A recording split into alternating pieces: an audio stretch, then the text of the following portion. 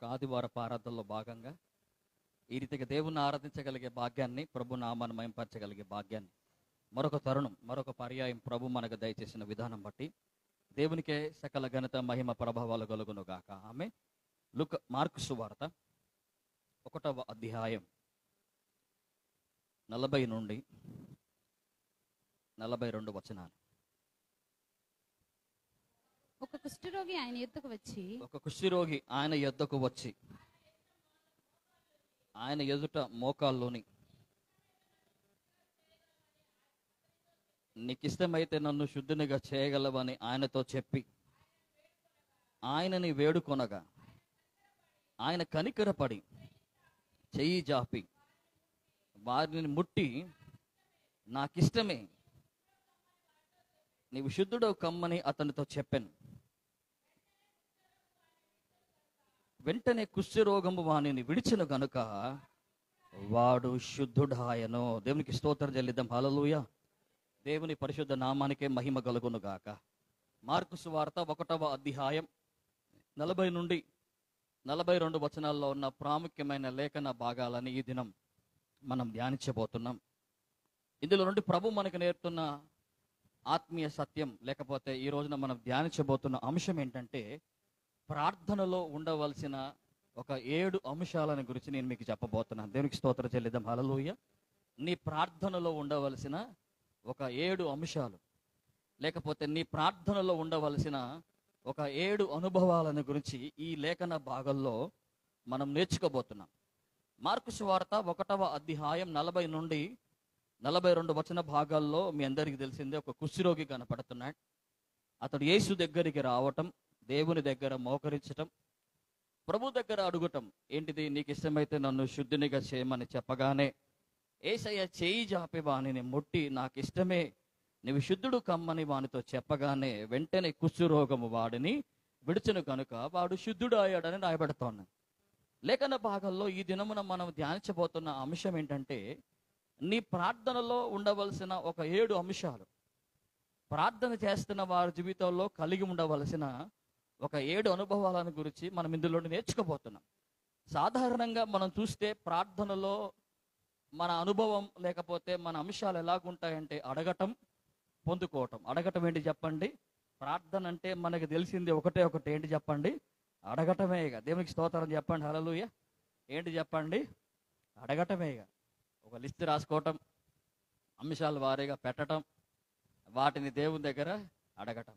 అడుగుడి మీకు ఇవ్వబడుననే ఒక వచనాన్ని ఆధారం చేసుకొని ఇక అడగటమే ప్రార్థన అంటే.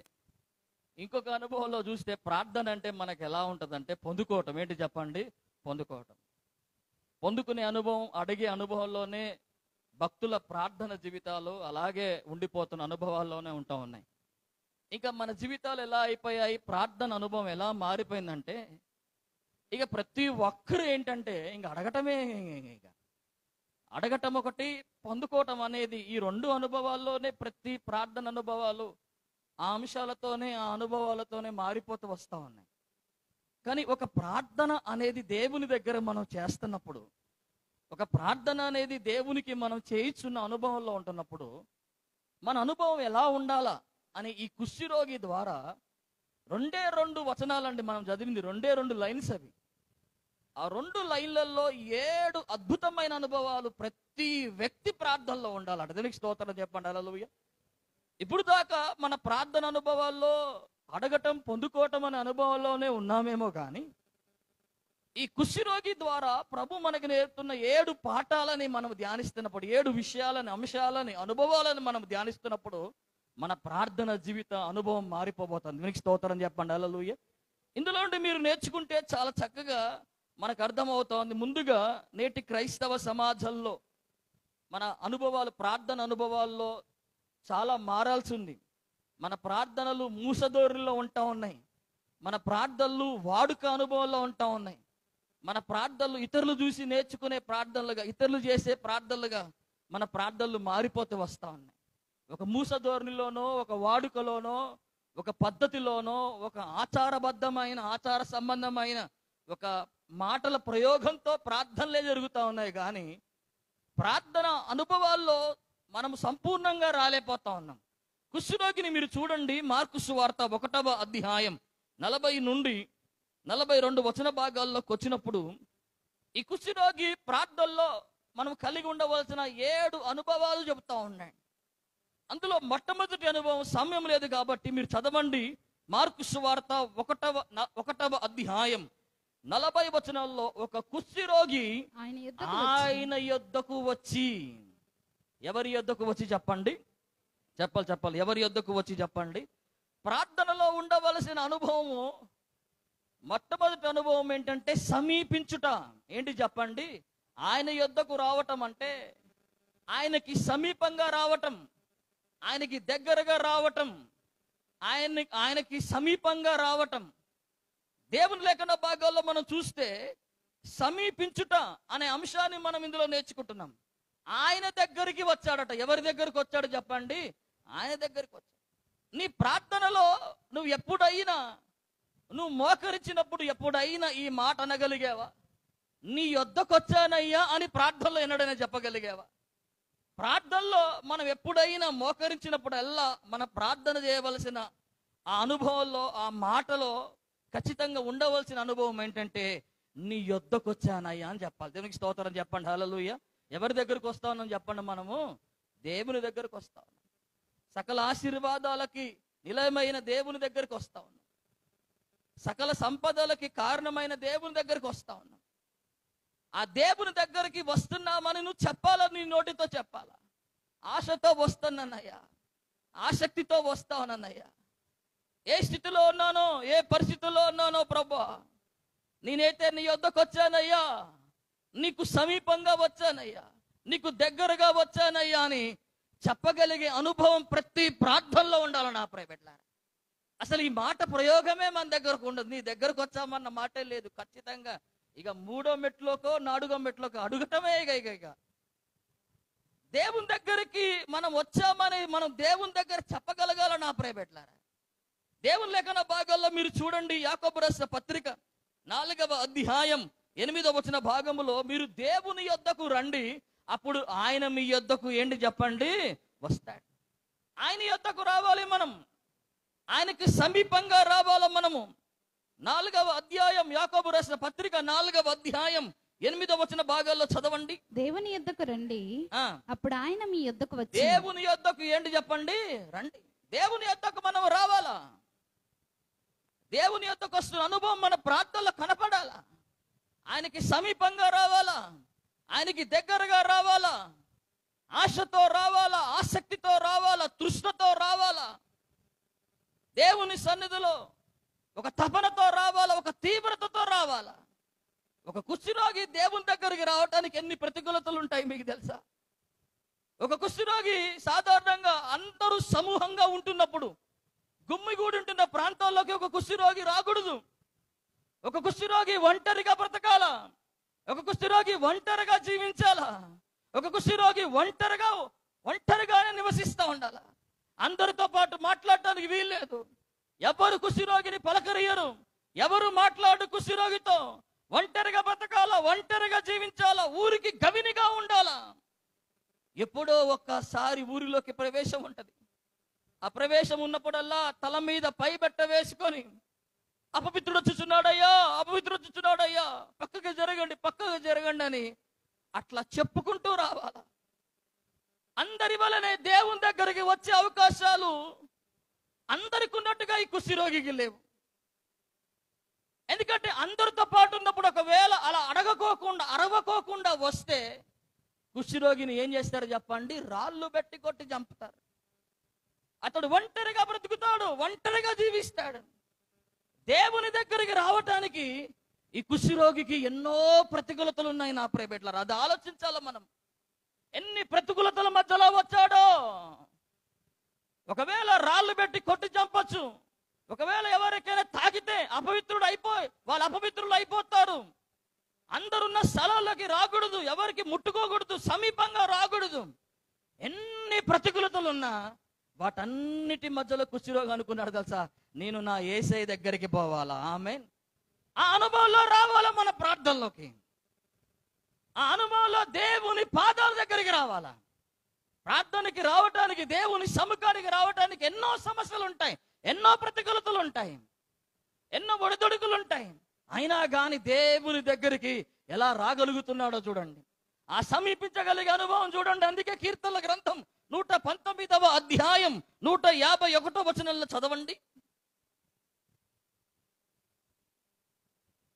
యెహోవా, నీవు సమీపముగా ఉన్నావు, నీ ఆజ్ఞలు నీవు సత్యమైనవి. యెహోవా, నీవు ఎలాగున్నావు చెప్పండి? నీవు సమీపంగా ఉన్నావు. నువ్వు ఆయనకి దగ్గరకు వస్తే చాలు, ఆయన నీకు అంత సమీపంగా రావడానికి ఇష్టపడతా ఉన్నాడు. ఎవరు నీ యొద్దకు రారు, ఎవరు నిన్ను సమీపించరు. కానీ నీ పరిస్థితిని బట్టి, మన జీవితాలను బట్టి దేవుడు మనకు సమీపంగా వస్తాడట. దేవునికి స్తోత్రం చెప్పండి. హల్లెలూయా. అందుకని దేవుని లేఖన భాగాల్లో ద్వితీయోపదేశ కాండం 4వ అధ్యాయం 7వ వచన భాగాల్లో, నీ దేవుడైన యెహోవాకు నువ్వు మొరపెట్టినప్పుడల్లా, నీ దేవుడైన యెహోవా నీకు సమీపంగా నున్నట్టు ఏ గొప్ప జనమునకును ఏ దేవుడు కూడా ఏంటి చెప్పండి, సమీపంగా లేడు. ఎంత చక్కటి మాట చదవండి. ఏలైనగా మనము ఆయనకు మొరపెట్టినప్పుడల్లా, మనం ఆయనకు మొరపెట్టినప్పుడల్లా దేవుడిని యెహోవా, మన దేవుడైన యెహోవా మనకు సమీపముగా నున్నట్టు, మనకు సమీపంగా నున్నట్టు మరి ఏ గొప్ప జనమును, మరి ఏ గొప్ప జనమునకును ఏ దేవుడు సమీపముగా ఏ దేవుడు కూడా ఏంటి చెప్పండి, సమీపంగా లేడు. నువ్వు దేవుని దగ్గరికి సమీపంగా నువ్వు రాగలిగితే, నువ్వే స్థితిలో ఉన్నా, నువ్వే పరిస్థితుల్లో ఉన్నా, నువ్వు దేవుని దగ్గరికి నువ్వు రావాలా. దేవునికి స్తోత్రం చెప్పండి. హల్లెలూయా. అదే ప్రార్థనలో ఉన్న మొట్టమొదటి అనుభవం నా ప్రియబిడ్డలారా. ప్రార్థనలో కలిగి ఉండవలసిన మొట్టమొదటి అనుభవం దేవుని దగ్గరికి వచ్చుట. ఏంటి చెప్పండి, దేవుని దగ్గరికి వచ్చుట. కుష్ఠరోగి ఆయన యొద్దకు వచ్చి అనే మాట మనం చదువుతున్నాం. ఎవరి యొద్దకు వచ్చాడు చెప్పండి, యేసయ్య దగ్గరకు వచ్చాడు. అందుకే దేవుని లేఖన భాగాల్లో 145వ కీర్తనల గ్రంథం 18వ వచన భాగాల్లో కూడా మీరు చదివితే, 145వ కీర్తనల గ్రంథం 18వ వచనం, తనకు మొరపెట్టు వారికి అందరికి, తనకు మొరపెట్టు వారందరికి, తనకు నిజముగా మొరపెట్టు వారికి అందరికి, తనకు నిజముగా మొరపెట్టు వారందరికి సమీపముగా ఉన్నాడు. యెహోవా ఏమై ఉన్నాడు చెప్పండి, సమీపంగా ఉన్నాడు. ఆయన అంత సమీపంగా ఉండే దేవుడు కాబట్టి, అంత దగ్గరగా ఉండే దేవుడు కాబట్టి, నువ్వు యేసయ్య దగ్గరికి ఏం చేయాలి చెప్పండి, సమీపంగా రావాలి. సమీపించుట అనే అనుభవం ఈ కుష్ఠరోగి ద్వారా దేవుడు మనకి నేర్పుతున్న పాఠము నా ప్రియబిడ్డలారా. అందుకే కదా యెషయా గ్రంథం 55వ అధ్యాయం 6వ వచన భాగంలో మనం చదివితే ఎంత చక్కటి మాట ఉండదో చదవండి. యెహోవా, నీకు దొరుకు కాలమునందు ఆయనను వెదకుడి, నీవు దొరుకు కాలమందు ఆయనను ఏంటి చెప్పండి, వెదకుడి, వెదకుడి. ఆయన సమీపములో ఉండగా, ఆయన సమీపంగా ఉండగానే ఆయనను వేడుకొని, ఆయనను ఏం చేయాలి చెప్పండి, ఆయన వేడుకోవాలి. ఆయన సమీపంగా ఉన్నప్పుడే మనం వేడుకోవాలట. అందుకని ఆయనకి సమీపంగా వస్తున్న అనుభవం ప్రతి వ్యక్తి యొక్క ప్రార్థనలో ఉండవలసిన ప్రాముఖ్యమైన విషయం నా ప్రియబిడ్డలారా. ఒకసారి ఒక దైవజనుడు సేలం అనే ప్రాంతాల్లో, మోహన్ సి లాజరస్ గారు, గొప్ప దైవజనుడు. ఆయన సేవ, అద్భుతమైన సేవ, వేల మందిలో, వందల మందిలో ఆయన మీటింగ్ పెడితే వేలల్లో లక్షల్లో వస్తారు. ఆయన ఆ సేలం అనే ప్రాంతాల్లో ఆ ఊరికి బయట పెద్ద పెద్ద పొలాల్లో ఆ మీటింగ్ పెట్టడానికి ఏర్పాటు చేసుకున్నారు అన్నట్టుగా. ఏర్పాటు చేసుకొని బహిరంగ సభలు అంతా ఏర్పాట్లు అన్నీ అయిపోయినాయి. చాలా ఉన్నతంగా ఏర్పాట్లు జరుగుతూ ఉన్నాయి. దైవజనుడు వస్తున్నాడని తెలియగానే మొత్తం ఆ చుట్టుపక్కల ప్రాంతాల్లో దాదాపుగా ఒక 20,000 మంది ఆ మీటింగ్కి వచ్చేసేసినారు. అన్ని వేల మందిలో ఆ ఊరికి వెలుపట ప్రాంతాల్లో ఒక కుష్ఠరోగి అనేక రోజుల నుండి బ్రతుకుతూ ఉన్నాడు. అనేక రోజుల నుండి ఒక కుష్ఠరోగి జీవిస్తూ ఉన్నాడు. ఈ కుష్ఠరోగం అంతా, ఈ వ్యాధి అంతా భయంకరమైన వ్యాధి. అది రసిగాడుతూ ఉంటుంది, చిల్ల పెంకు పెట్టి గోక్కుంటా ఉంటాలా. ప్రతిరోజు అనుకుంటా ఉంటాడు ఈ కుష్ఠరోగి, నాకు ఎందుకు సావు రావట్లేదని, నేను ఎందుకు ఇంకా దేవుడు నన్ను బ్రతికిస్తున్నాడని. ఎంత హీనమైన బ్రతుకు, నీచమైన బ్రతుకు. దేవుని లేఖన భాగంలో రాయబెడతా ఉంది, కుష్ఠరోగం ఒక మహాపాపం అని రాయబడతా ఉన్నది. మహాపాపము చేసిన వారికి వస్తుందట ఈ కుష్ఠరోగం. అలాంటి వ్యాధితో, ఇలాంటి రోగముతో ఉన్న ఈ వ్యక్తి మనుషుల తిరస్కరణకి లోనైపోయి, మనుషులు ఆ ప్రేమకు లోను కాకుండా ఒంటరిగా మిగిలిపోయి దుఃఖపడుతూ చావెప్పుడు వస్తుందా అని ఎదురు చూస్తున్నాడట. అలాంటి ఆ మీటింగ్కి ఆ దైవజనుడు వచ్చాడు. దీనికి స్తోత్రం చెప్పండి. హల్లెలూయా. మీటింగ్ చాలా బాగా జరుగుతూ ఉంది. మొదటి రోజున చెప్తా ఉంటే స్వస్థతలు జరుగుతూ ఉన్నాయి, అద్భుతాలు జరుగుతూ ఉన్నాయి, ఆశ్చర్యకార్యాలు జరుగుతూ ఉన్నాయి. ఎలాగైనా రావాలి. ఎవ్వరు ఎలాంటి వ్యాధి గలవారైనా రండి, ఎలాంటి రోగం గలవారైనా రండి, యేసయ్య బాగు చేస్తున్నాడని అన్నప్పుడు ఒక్కొక్కరు వచ్చి రోగాలు బాగవుతా ఉన్నాయి, స్వస్థతలు అందుతూ ఉంటే ఈ కుష్ఠరోగి గల వ్యక్తికి కూడా ఏమొచ్చిందంటే ఆశ వచ్చింది. ఏంటంటే చెప్పండి, నేను కూడా ఏం పొందాలని చెప్పండి, స్వస్థత పొందాలని. కానీ అప్పటికే చెప్పాడు, నువ్వు వచ్చినావంటే వెనక కూర్చున్న వాళ్ళందరికీ డిస్టర్బెన్స్ అయిపోద్ది. నువ్వు వచ్చి ఎవరికైనా ఆ స్వస్థత ఉండడానికి అక్కడికి వస్తే నిన్ను చూసి అందరు పక్కకి అయిపోతారు, గలిబిలు అయిపోద్ది, అందరు అంటుకొని పక్కకి వెళ్ళిపోతారు, మీటింగ్ డిస్టర్బ్ అయింది. ఎట్టి పరిస్థితుల్లో నువ్వు రావద్దని చెప్పినారట. ఆ వ్యక్తికి మాత్రం ఆశ మాత్రం అలాగే ఉన్నది. ఇక రెండో రోజున ఇంకా అద్భుతాలు జరిగినప్పుడు అసలు ఈ కుష్ఠరోగి ఆ దూరం నుండి చూస్తా ఉన్నాడు. ఎక్కడో దూరం నుండి ఆ స్వరం మాత్రమే వినపడతా ఉంది.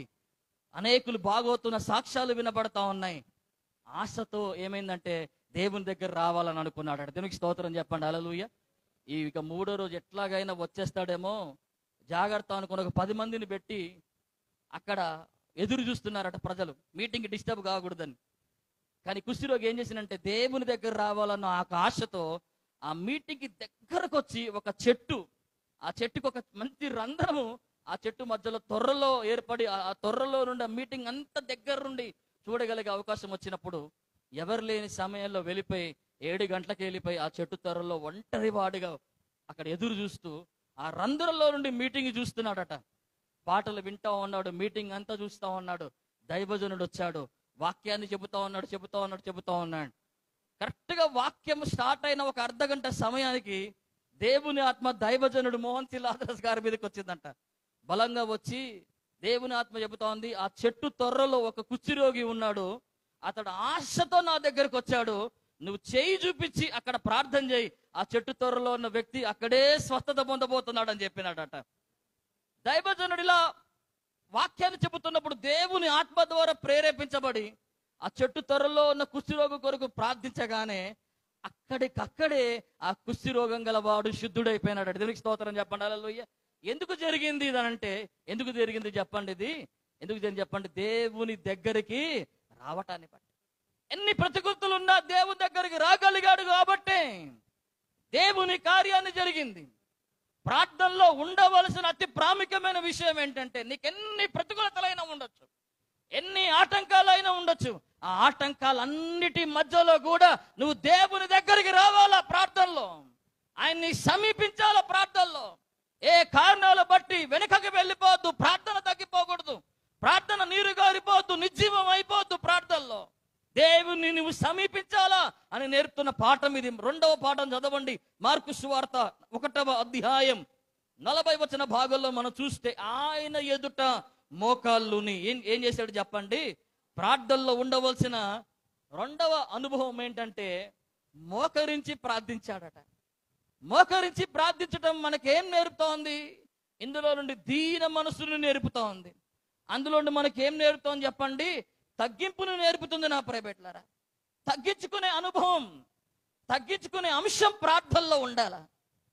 కుష్ఠరోగి సమీపించాడు, సమీపించుటాని అనుభవం. రెండోది తగ్గించుకున్నాడు. ఏం చేసుకున్నాడు చెప్పండి? తగ్గించుకున్నాడు. లూకా సువార్త 22వ అధ్యాయం 41వ వచనాన్ని చదవండి. లూకా సువార్త 22వ అధ్యాయం 41వ వచనం. వారి యొద్ద నుండి రాతివేత దూరము వెళ్ళి మోకాళ్ళుని, వారి యొద్ద నుండి రాతివేత దూరము వెళ్ళి ఏం చేసి చెప్పండి? మోకాళ్ళు. యేసుక్రీస్తు ప్రభు కూడా శరీరధారిగా ఉన్న దినాల్లో గెస్తమను తోటలో ఆయన రాతివేత దూరం వెళ్ళి ఆయన మోకాళ్ళు వంగినాడట. దీనికి స్తోత్రం చెప్పండి, హల్లెలూయా. మోకరించి ప్రార్థించే అనుభవం మనకు ఉండాల. మోకాళ్ళ ప్రార్థన జీవితాన్ని గురించి నేర్పుతున్న పాఠం ఇది. మొట్టమొదటి పాఠం ఏమో సమీపించుతున్న ప్రార్థన అనుభవం. 2వ ప్రార్థన అనుభవం ఏంటిది? అంశం ఏంటంటే తగ్గించుకుంటూ దీన మనసుతో వచ్చే ప్రార్థన అనుభవం. అందుకే కదా మత్తయి సువార్త 17వ అధ్యాయం 14వ వచనంలో, మత్తయి సువార్త 17వ అధ్యాయం 14వ వచనం చదవండి. వారు జనసమూహమునొద్దకు వచ్చినప్పుడు ఒకడు ఆయన యొద్దకు వచ్చి ఆయన ఎదుట మోకాళ్ళుని, ఒకడు ఆయన యొద్దకు వచ్చి ఆయన ఎదుట ఏం చేశాడు చెప్పండి? ప్రార్థన అనుభవాల్లో మీరు ఎక్కడైనా చదవండి, దేవుని కార్యాలు పొందిన వారి విషయాల్లో మీరు చూడండి. లేఖనాల్లో ముందుగా వాళ్ళు దేవుని దగ్గరికి రావటం, దేవుని దగ్గరికి వచ్చిన తర్వాత వాళ్ళు దేవుని ఎదుట ఏం చేయటం చెప్పండి? మోకరిల్లటం. 109వ కీర్తనల గ్రంథం 24వ వచన భాగాల్లో కూడా మీరు చదవండి. 109వ కీర్తనల గ్రంథం 24వ వచన భాగం. ఉపవాసము చేత నా మోకాళ్ళు బలహీనమాయను, ఉపవాసము చేత నా మోకాళ్ళు బలహీనమాయను, నా శరీరము పుష్టి తగ్గి చిక్కిపోయాను. ఉపవాసము చేత నా మోకాళ్ళు ఏమైపోయాయి చెప్పండి? బలహీనమైపోయాయి. ఈ వచనాలన్నీ ఆధారంగా మనకి ఏం నేర్పుతా ఉన్నాయి? ఈ వచనాలన్నీ మనకి ఏం నేర్పిస్తున్నాయనంటే మోకరిల్లుతున్న ప్రార్థన అనుభవం. దేవునికి స్తోత్రం చెప్పండి. హల్లెలూయా. ఏ అనుభవం చెప్పండి? మోకరిల్లుతున్న ప్రార్థన అనుభవం. మోకాళ్ళ ప్రార్థన మనకు ఉండాలా? మోకాళ్ళ ప్రార్థన జీవితం మనకు ఉండాలా? తగ్గించుకుంటుండాలా ప్రార్థనలో? దీన మనసుతో రావాలా? తగ్గించుకోవటం, మోకరిల్లటం అనేది ఎప్పుడు కూడా దేనికి సూచనగా ఉందంటే దీన మనసుకు సూచనగా ఉంది, తగ్గింపుకు సూచనగా ఉంది. దానియేలు 6వ అధ్యాయం 10వ వచనములో యెరూషలేము కిటికీలు తెరిచి ముమ్మారు మోకాళ్ళ మీదకొచ్చి ప్రార్థించినాడు. ప్రార్థన అనుభవంలో చూడండి, దానియేలు గ్రంథం 6వ అధ్యాయం 10వ వచన భాగాన్ని చదవండి.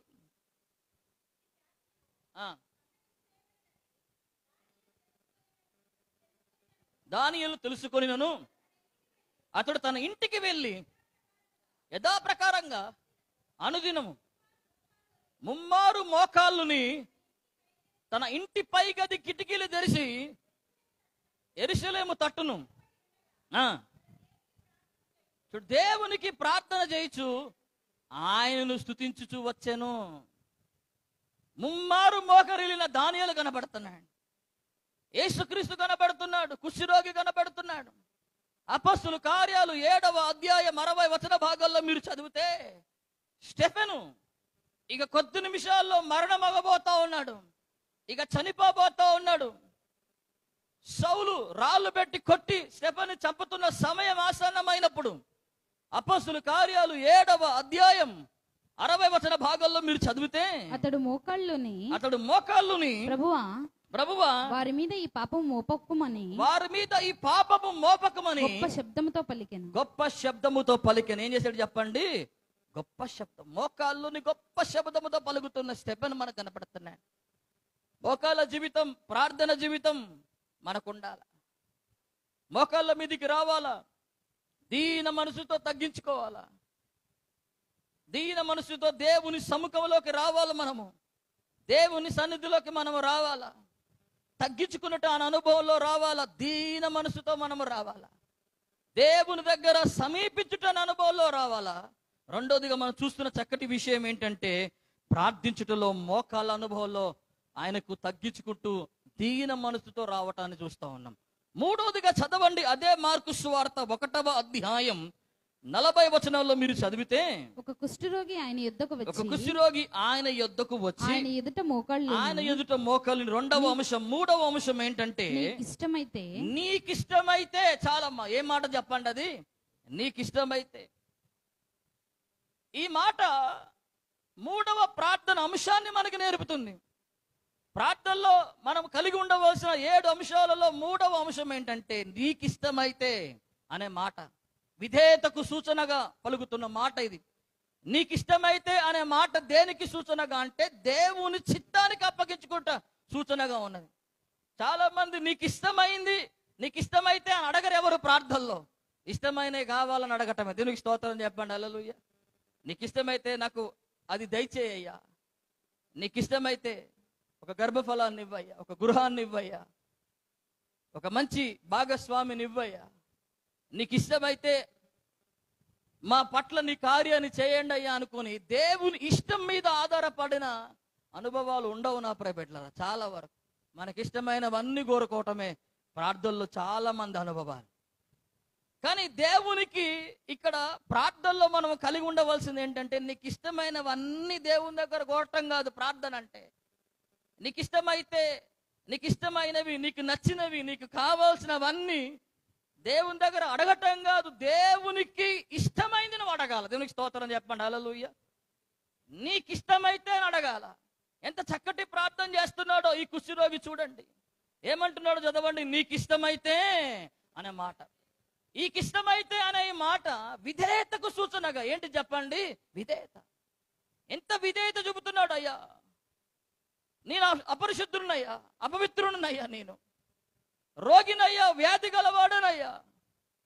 నన్ను బాగు చేయటం నీకు ఇష్టమైతే, నన్ను శుద్ధినిగా చేయటం నీకు ఇష్టమైతే అనే దేవుని అడగటాన్ని, దేవుని ఇష్టాన్ని కోరటాన్ని, దేవునికి విధేయత చూపటానికి, నాకు కోరినట్టు కాదయ్యా, నీకు ఇష్టమైతే, నీవు కోరినట్లయితే, నీవు ఆశించినట్లయితే నన్ను శుద్ధినిగా చెయ్యా అని అడగటం, దేవుని చిత్తానికి లోబడటం. దేవునికి స్తోత్రం చెప్పండి, హల్లెలూయా. దేవుని చిత్తానికి అప్పగించుకుంటున్న అనుభవం నా ప్రియ బిడ్డలారా, అది ప్రార్థనలు. ఈ అనుభవం చాలా మందికి ఉండదు. మనకిష్టమైంది ఎప్పుడు మనం కోరుకుంటూ మన ప్రార్థనలు ఎప్పుడు పోతానే ఉన్నాయి, సంవత్సరాల కొద్దీ ఎప్పుడు మన ప్రార్థనలు ఇదే అనుభవంలో ఉంటున్నాయి. కానీ దేవునికి ఇష్టమైంది కావాలని ప్రార్థించే ప్రార్థనలు చాలా తక్కువైపోతా ఉన్నాయి. దేవుని లేఖన భాగాల్లో మీరు చదవండి, మత్తయి సువార్త 8వ అధ్యాయం 2వ వచనంలో, మత్తయి సువార్త 17వ అధ్యాయం 4వ వచన భాగంలో మీరు చదవండి. ఇదిగో కుష్ఠరోగి వచ్చి ఆయనకు మొక్కి, కుష్ఠరోగి వచ్చి ఆయనకు మొక్కి, ప్రభువా ప్రభువా నీకిష్టమైతే నన్ను నీకు శుద్ధినిగా ఇష్టమైతే, చూడండి ఏ సందర్భాల్లో అయినా మీరు చూడండి, నీకు ఇష్టమైతేనే ఇవ్వయ్యా, బలవంతం ఏం లేదయ్యా, నేను కోరుకున్నట్లు ఏం లేదయ్యా, నేను అడగగానే ఇవ్వాలని ఏం లేదయ్యా, రూల్ ఏం లేదయ్యా, నేను ఏదో మాట్లాడగానే, నేనేదో విన్నవించగానే నీవు ఇచ్చేయాలని ఏం లేదయ్యా, షరతేం లేదయ్యా. షరతు బట్టి ప్రార్థన చేయట్లేదు తెలుసా, షరతులు చెప్పి దేవుని దగ్గర అడగట్లేదు. ఇక్కడ ఎట్లా అడుగుతున్నాడు తెలుసా, నీకు ఇష్టమైతే.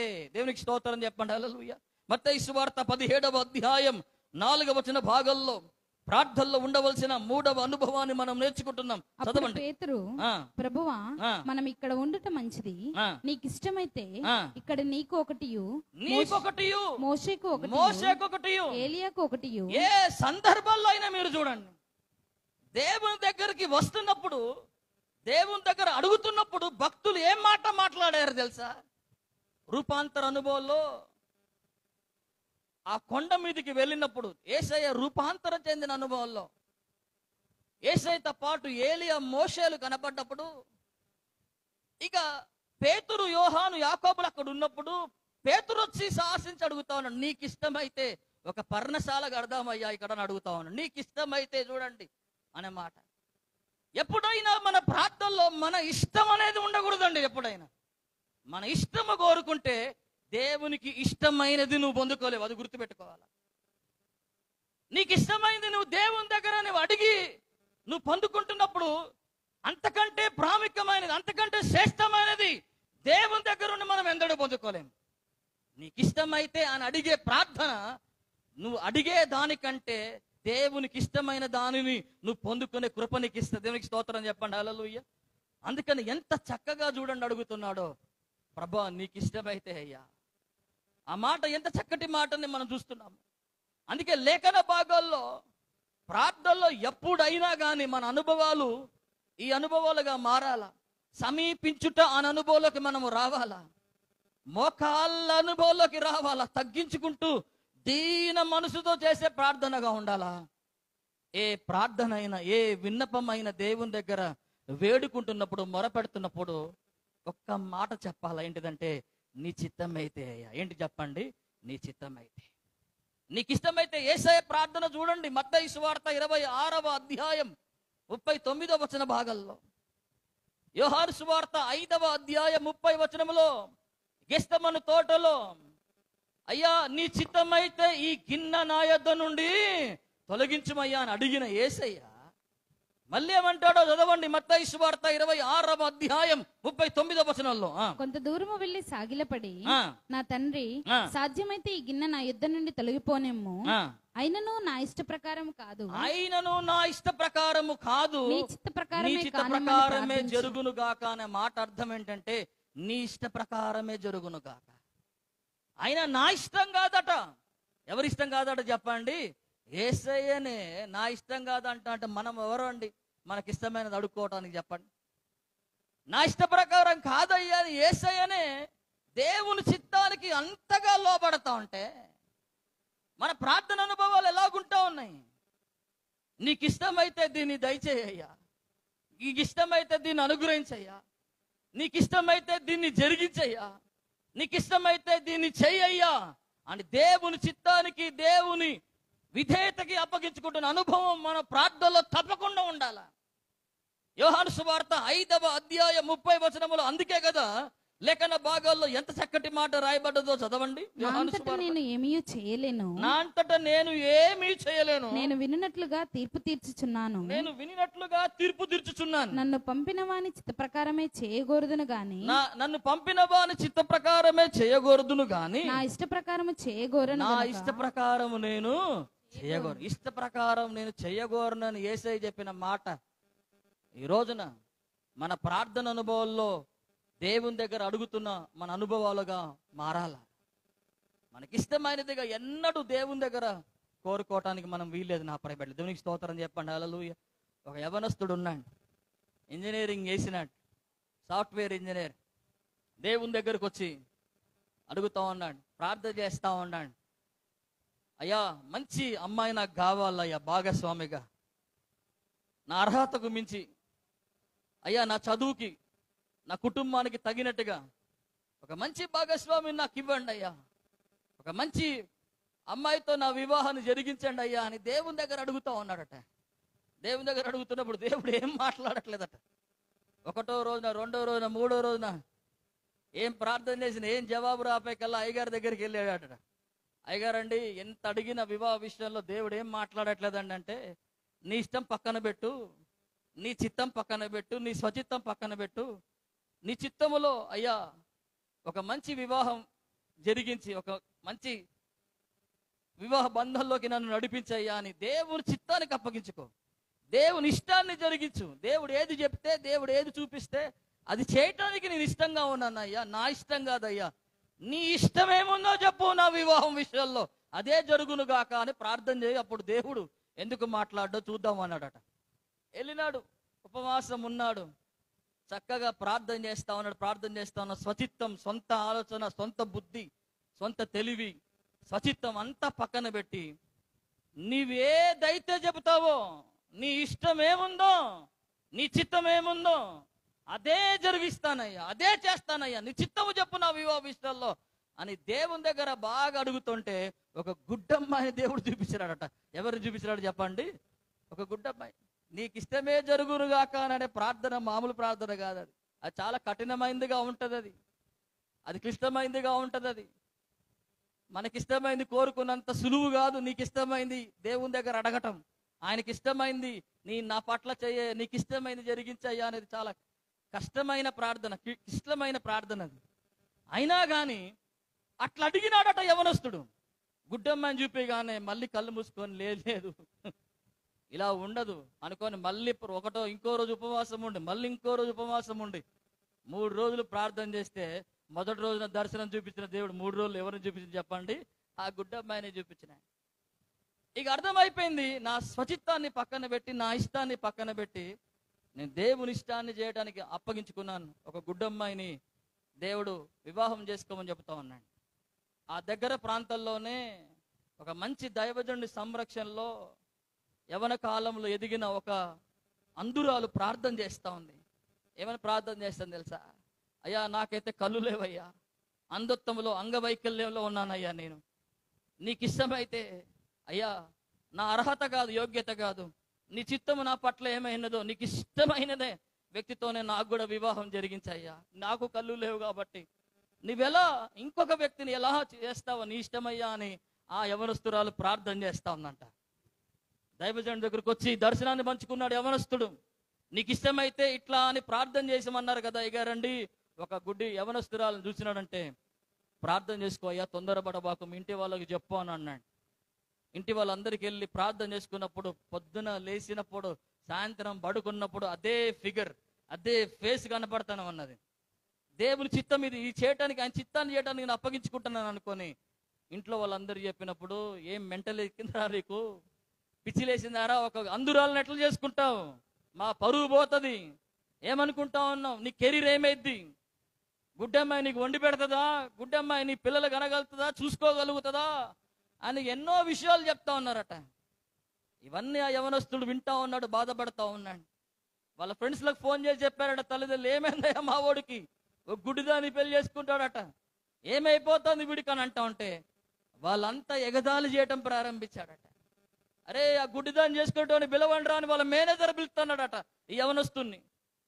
వీడి పేరేమై మారిపోయింది తెలుసా, ఆఫీసులో గుడ్డిదాన్ని చేసుకుంటానని చెప్పాడు కదా, ఒకడున్నాడు మన రమ్మని చెప్పండి రా, పేరు మారిపోయింది, వీని గుడ్డిదాన్ని చేసుకునేటోడని పిలిచిస్తున్నారు. ఎగతాళి అయిపోతుంది, అవమానం అయిపోతుంది. కానీ యవనస్తుడు మాత్రం ఒకటి నీకు ఇష్టమైతే అనే ప్రార్థనలోనే ఉండిపోయినాడు. దేవునికి స్తోత్రం చెప్పండి, హల్లెలూయా. ఇంకా ఒత్తిడి ఎక్కువైపోయింది, ప్రేరణ ఎక్కువై దైవజనుడికి వచ్చి, అయ్యా ఎవరైనా అలా ఉంటే నాకు తెలియజేయండి అయ్యా అన్నప్పుడు తల్లిదండ్రులు చెప్పినారు, నువ్వు ఎప్పుడు పెళ్లి చేసుకుంటావో కథం, నువ్వు పెళ్ళి అయిపోయిన రోజు నుండి నేను ఇంట్లోకి ఎట్టేస్తావు, జాగ్రత్త, నీ పెళ్లికి ఒక్కడు రాడు, ఎవ్వరం రాము, నీ ఇష్టం, అదే నీకు చివరి చూపు అయిద్దని చెప్పినారు. అలా ప్రార్థన చేసి బట్ అన్నిటికీ ఇష్టపడ్డాడు ఆ యవనస్తుడు. ఆ దైవజనుడు ఎతికినప్పుడు ఆ యవనస్తురాలకి కబురు వచ్చింది, ఒక సాఫ్ట్వేర్ ఇంజనీర్ నేను చేసుకోబోతున్నాడు. దీనికి స్తోత్రం చెప్పండి, హల్లెలూయా. అబ్బాయి ఇంట్లో అంత విషాదం, అమ్మ ఇంట్లో ఏంటి చెప్పండి సంతోషం. అక్కడేమో పెళ్లి చెప్పుడు, ఇక్కడేమో ఏం చెప్పుడు చెప్పండి, సనగటం గునగటం. అక్కడ చాలా సంతోషం ఆనందం అయిపోతుంది అక్కడ. అలాగే అలాగే అలాగే అలాగే ఆ వివాహం చేసుకోవడానికి సిద్ధమయ్యాడు. అమ్మాయి తరపున రో మొత్తం నిండిపోయింది. దేవునికి స్తోత్రం చెప్పండి, హల్లెలూయా. అబ్బాయి తరపు నుండి ఒక పురుగు కనపడట్లే, ఒక్కరు రాట్లే, తల్లిదండ్రులు లేరు, బంధువులు లేరు, ఎవరు లేరు. ఆ అబ్బాయి తరపున ఒకడే అబ్బాయి మిగిలిపోయి అలా చూస్తా ఉన్నాడు. చాలా బాధపడతా ఉన్నారు. స్నేహితులు వచ్చారు, అరే ఇంత బాధపడుతూ, ఇంత కన్నీరు గారుస్తూ, ఇంత విలపిస్తూ ఈ పెళ్లి చేసుకోవటం అవసరమారా? ఏదో పొరపడ్డాను తొందరలో, అయ్యా ఏదో కన్ఫ్యూజన్లో ఈ డెసిషన్ తీసుకున్నాను, కానీ ఇప్పటికీ నేను చేసుకోనని చెప్పురా, మనం ఇంకొక డబ్బులు ఇచ్చి ఇంకొక మంచి పెళ్లి చేద్దాం ఆ అబ్బాయి. కానీ పెళ్లి సీట్లో కూర్చొని కూడా ఒక్కటే ప్రార్థన చేస్తా ఉన్నాడు యవనస్తుడు, నీకు ఇష్టమైతే వివాహం జరిగించయ్యా. ఎంత వేదన, ఎంత కన్నీరు దుఃఖం వస్తుందో ఆ యవనస్తుడిని. వివాహం చేసుకుంటున్నప్పుడు యవనస్తులు చెప్పారు, అరే లాస్ట్ డెసిజన్, ఇక తాళి కట్టినామంటే ఏం చేయలేవిరా అంటే కూడా నీకు ఇష్టమైతేనే నేను దీన్ని చేస్తానని దేవుడికి చెప్పాడు. దేవునికి ఇష్టమైంది నేను చేయాలా అనుకుని వివాహం చేసుకున్నాడు. వారి వైవాహిక జీవితాన్ని ప్రారంభించే ఆ రోజున, ఆ రాత్రి యవనస్తుడు పుట్టడు దుఃఖముతో ఆ మంచం దగ్గర ఉన్నాడు. సంతోషంతో ఆ యవనస్తురాలు ఉన్నది. భర్త దుఃఖాన్ని ఆ భార్య తెలుసుకోలేకపోతుంది, యవనస్తురాలు తెలుసుకోలేకపోతుంది. భార్య భర్త ఇద్దరు కలిసి ప్రార్థన చేద్దామని ఇద్దరు చేతులు పట్టుకున్నప్పుడు ఆ యవనస్తుని గుండె పగిలిపోయినదంట రాత్రి. కన్నీళ్లు దారల దారలుగా గారిపోతుంది యవనస్తుని దగ్గర నుండి. ఎందుకంటే ఒక్కటే ఒక్క ప్రార్థన. ఏ ప్రార్థన చెప్పండి? నీకు ఇష్టమైతే అనే ప్రార్థన. ఎంత దుఃఖాన్ని, వేదన మిగిల్చింది ఈ ప్రార్థన. ఏం సంతోషం ఉన్నది నా లైఫ్లో. బంధువులు లేరు, ఒక్క నాన్నవారు ఎవరు లేరు కదా. సమాజంలో చాలా చులకన చేయబడ్డాను కదా.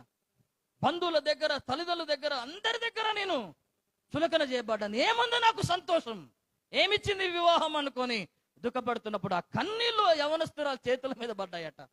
ఆ యవనస్తురాలు కూడా ఏడ్చి, అయ్యో దేవుని చిత్తానికి అప్పగించుకొని చేసుకున్నాడట. అయ్యో ప్రభువా, మరి నా భర్త అయ్యో మరి ఎంతో కోరుకొని ఎవరిని వివాహం చేసుకోవాలనుకున్నాడు, నన్ను చేసుకున్నాడయ్యా, నీ చిత్తం అనుకొని చేసుకున్నాడట. నా భర్త కన్నీరు తుడవయ్యా అని ఈ భార్య కూడా ప్రార్థన చేస్తా ఉందట. ఇద్దరి ప్రార్థనలు ఆ గది నిండిపోయినాయి. నా ప్రైవేట్ల దేవునికి స్తోత్రం చెప్పండి, హల్లెలూయా. ఆ రోదన, ఆ గది మొత్తం నిండిపోయింది. వారి రోదనతో, వారి కన్నీటితో ఆ రాత్రంతా నిండిపోయింది. దేవుని శక్తి ఒక 2 గంటలు వాళ్ళు అలాగే ప్రార్థన చేస్తా ఉండగా దేవుని శక్తి వచ్చి ఆ యవనస్తురాలు ఇట్లా తాకిందట. తాకగానే ఎల్లి అంత దూరం పడ్డది ఆ యవనస్తురాలు. దేవుని చెయ్యి వచ్చి ఆమె నేత్రాలని ముట్టి ఆమె కనుగుడ్లని, నూతనమైన అవయాలను స్పాట్లో కలగజేసిందట. నూతనమైన నేత్రాలతో యవనస్తురాలు నింపబడిపై చూపు పొందింది, దృష్టి పొందిందట.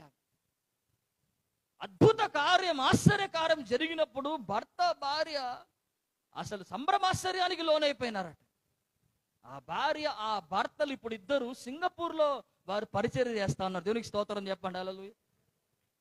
ఇప్పుడు ఈ భార్య స్వస్థత పొందాలంటే ఈ భార్య ఎవరి చేతుల మీద చేతులు పెట్టాలి? ఎవరి తలల మీద చేతులు పెట్టకర్లే. స్వస్థత పొందాలంటే, ఆరోగ్యం పొందాలంటే పాస్టర్ గారి పర్మిషన్ తీసుకోవాలా. వచ్చి అయ్యగారండి మీ అమ్మగారి కళ్ళ మీద చేతులు పెడతామంట అంటున్నారట. ఎవరైతే అమ్మగారి కళ్ళ మీద చేతులు పెడుతున్నారో వాళ్ళంతా స్వస్థచితులై మారిపోతున్నారట. ఆమేన్.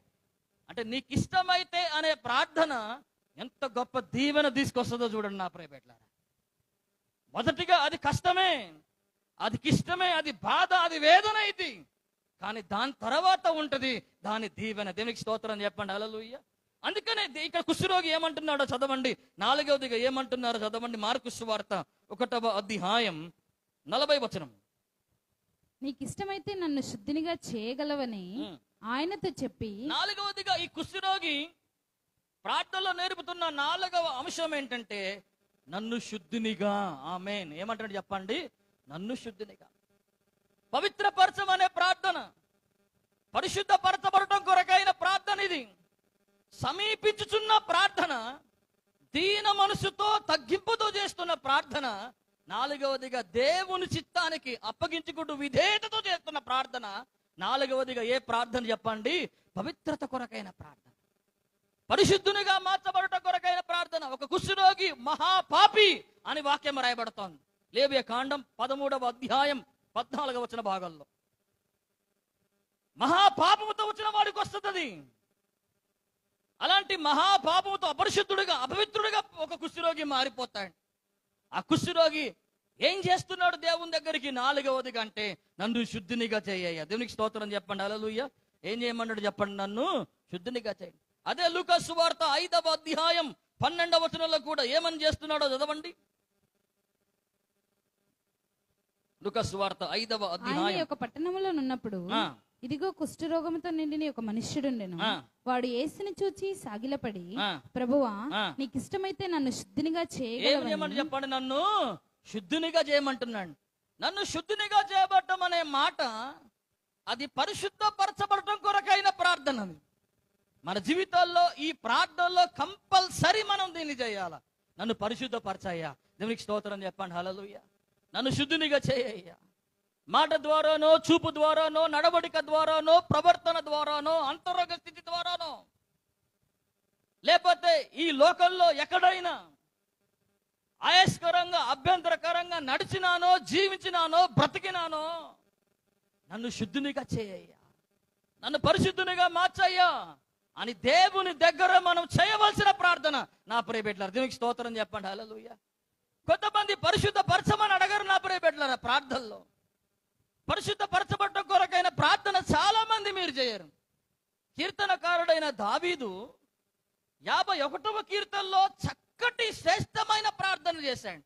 51వ కీర్తన శ్రేష్టమైన ప్రార్థనకు అనే ఒక అధ్యాయాన్ని చూపించిన ప్రార్థన అది. అందులో కీర్తనకారుడు చేస్తాడు కదా. 51వ కీర్తనలు 7వ వచన భాగంలో మీరు చదివితే, నేను పవిత్రుడగునట్లు హిస్సోపుతో నా పాపములు ఏంటి చెప్పండి? పరిహరింపుము. నన్ను పరిహరింపుము. హిమము కంటేను నేను తెల్లగా నుండునట్లు నీవు నన్ను కడుగుము. నీవు నన్ను ఏంటి చెప్పండి? నన్ను కడగమనే చేసే ప్రార్థన మనం చేయాలా. నా క్రియలను కడుగయ్యా, నా హృదయాన్ని కడుగయ్యా, నా తలంపులను కడుగయ్యా, నా మనస్సును కడుగయ్యా, నా హృదయాన్ని కడుగయ్యా, నా పెదవులను కడుగయ్యా అని శుద్ధినిగా చేయబడుతున్న ప్రార్థన మనం చేయాలా. చాలా వరకు మన ప్రార్థన అంటే అడగటం, పొందుకోవటం వల్లనే అయిపోతా ఉంది. పరిశుద్ధపరచబడుతున్న ప్రక్రియ లేదు నా ప్రియ బిడ్డలారా. పవిత్రపరచబడుతున్న ప్రక్రియ మనలో కనపడట్లేదు ప్రార్థనలో. అందుకంటే హృదయ శుద్ధి గలవారు ఏంటి చెప్పండి? వాళ్ళు ధన్యులు. అందుకని దేవుని లేఖన భాగంలో పరిశుద్ధత లేకుండా నువ్వు దేవుణ్ణి ఏం చేయలేవు చెప్పండి? నీవు చూడలేవు. హెబ్రీయుల పత్రిక 12:14 రాయబడతాను. మనం దేవుణ్ణి చూడాలా మన ప్రార్థనలో, దేవునితో మనం మాట్లాడాలా మన ప్రార్థనలో, దేవుని స్వరాన్ని మనం వినాలా ప్రార్థనలో, దేవుడు నిన్ను దర్శించాలా ప్రార్థనలు. అంటే నువ్వు అపరిశుద్ధుడిగా ఉంటే నువ్వేం చేయబడలేవు చెప్పండి? అన్నితో మాట్లాడలే. నువ్వు కడగబడాలా, నువ్వు పరిశుద్ధపరచబడాలా, నువ్వు పవిత్రపరచబడాలా. దేవుని సన్నిధిలో అలాగే ఉన్నాడు. యెషయాని మీరు చూస్తే దేవుని సన్నిధిలో నుండి ఒక అగ్ని వచ్చి బలిపీఠం మీద నుండి యెషయా పెదవులను తాకగానే అప్పుడేమన్నాడు చెప్పండి? అయ్యా నేను అపవిత్రుడిని అయ్యా అని తన పాపాన్ని ఒప్పుకుంటున్న స్థితిని చూస్తా ఉన్నాం. నన్ను పరిశుద్ధపరచయ్యా అంటే అనుభవంలోకి రావటాన్ని చూస్తున్నాం. అప్పుడు యెషయా పరిశుద్ధపరచబడినట్టుగా మనం చూస్తున్నాం. అపరిశుద్ధమైన ప్రజల మధ్యలో ఉన్నానయ్యా, అపవిత్రమైన పెదవులు కలిగిన వాడిగా ఉన్నానయ్యా అంటున్నప్పుడు ఆ అగ్ని వచ్చి అతన్ని తాకినప్పుడు ఆ అపవిత్రత పోయినట్టుగా మనం చూస్తా ఉన్నాం. లేఖన భాగాల్లో మనం చూస్తున్నాము కదా, పరిశుద్ధ పరచబడుతున్న అనుభవం కొరకైన ప్రార్థన కంపల్సరీ మన మోకాళ్ళ మీద ఉన్నప్పుడల్లా మనం చేయాల్సిందే. లేఖన భాగాల్లో మనం చూస్తే ఏం చేస్తున్నాడు యోబు, ఏం చేస్తున్నాడు? 1వ అధ్యాయం 5వ వచనంలో ప్రతి అరుణోదయం లేస్తా ఉన్నాడు, బలిపీఠాన్ని కడతా ఉన్నాడు, బలులు అర్పిస్తా ఉన్నాడు. ఏం చేస్తా ఉన్నాడు యోబు ప్రార్థనలో అంటే వారి పిల్లలని పవిత్రపరచట కొరకు చేస్తున్నాడట. ఏం చేస్తున్నాడో చదవండి, ఎందుకు చేస్తున్నాడు ప్రార్థన చదవండి. యోబు గ్రంథం 1వ అధ్యాయం 5వ వచనం. వారి వారి విందు దినములు పూర్తి కాగా యోబు తన కుమారులు పాపం చేసి తమ హృదయములలో దేవుని దూషించిరేమో అని వారిని పిలువనంపించి వారిని పవిత్రపరిచి. ఏం చేశాడు చెప్పండి? వాళ్ళని పవిత్రపరుస్తున్నాడు. చూడండి, పవిత్రత కొరకైన ప్రార్థన చేయాలా. నన్ను కడుగయ్యా, నా అంతరంగాన్ని కడుగయ్యా, నా మనసుని కడుగయ్యా, నా తలంపులను కడుగయ్యా అని పవిత్రపరచబడుతున్న అనుభవం కొరకైన ప్రార్థన మనం చేయగలిగినప్పుడు దేవుని కార్యాలు మనం చూడగలుగుతాం. దేవునికి స్తోత్రం చెప్పండి. హల్లెలూయా. దేవుని నామానికి మహిమ చెల్లించండి. హల్లెలూయా. దైవజనుడు దేవుని వాక్యాన్ని బోధిస్తా ఉన్నాడు, చాలా బలంగా బోధిస్తా ఉన్నాడు.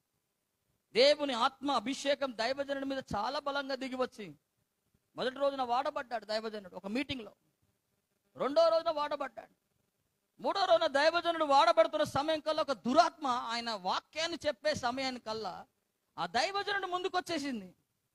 వచ్చి చాలా ఆ దైవజనుడికి వ్యతిరేకంగా నువ్వేం చేస్తావో, ఎట్లా చేస్తావో, ఏం చేస్తావో చెయ్యి, నేను అస్సలు వెళ్ళను అనుకొని చాలా వరకు సవాలు విసిరి ఆ దైవజనుడితో వ్యతిరేకంగా మాట్లాడుతూ ఉంది.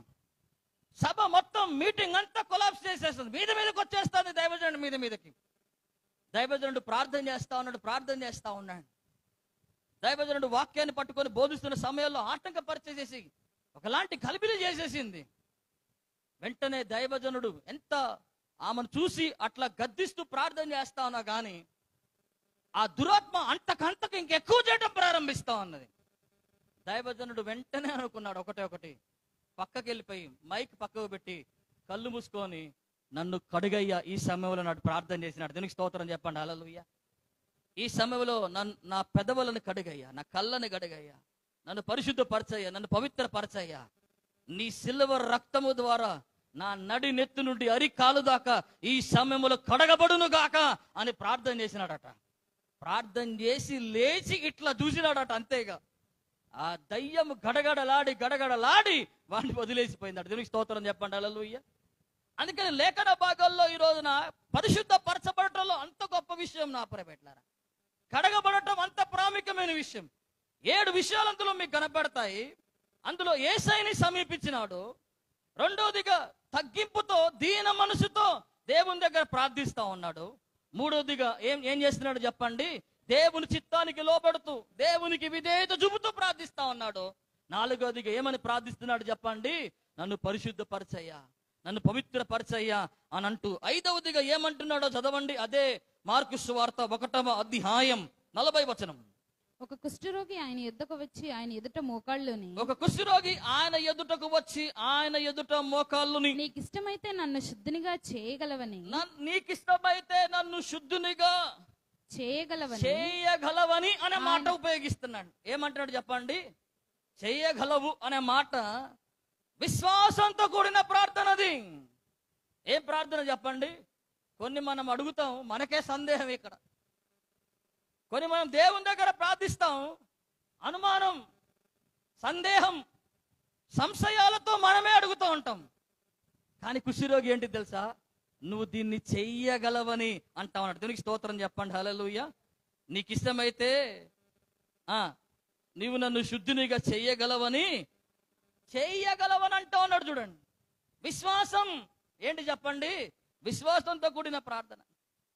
అందుకనే యాకోబు రాసిన పత్రిక 5వ అధ్యాయం 16వ వచనములో విశ్వాసంతో కూడిన ప్రార్థన ఒక రోగిని ఏం చేస్తుంది చెప్పండి? బాగు చేస్తుంది. అతనిలో విశ్వాసం కనబడుతోంది, అతనిలో నమ్మకాన్ని కనబడుతున్నాయి.